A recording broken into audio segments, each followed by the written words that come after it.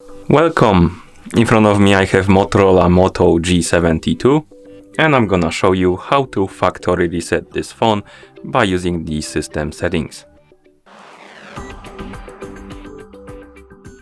First, we need to open the settings on our phone. To do it, you can swipe upwards on the home screen to open the app menu, then scroll down, find the settings icon and tap on it to enter the settings.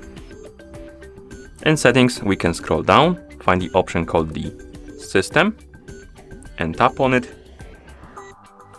Here, select the option called reset options and then tap on the option called erase all data factory reset. Now we can tap on erase all data. Sometimes if you have the screen protection or screen lock enabled on your phone, you will be asked to enter the PIN, password or pattern, and after you do, you will see this screen and you can tap on erase all data button again to confirm and start the resetting process. And once the welcome screen appears, that means that the factory reset is complete.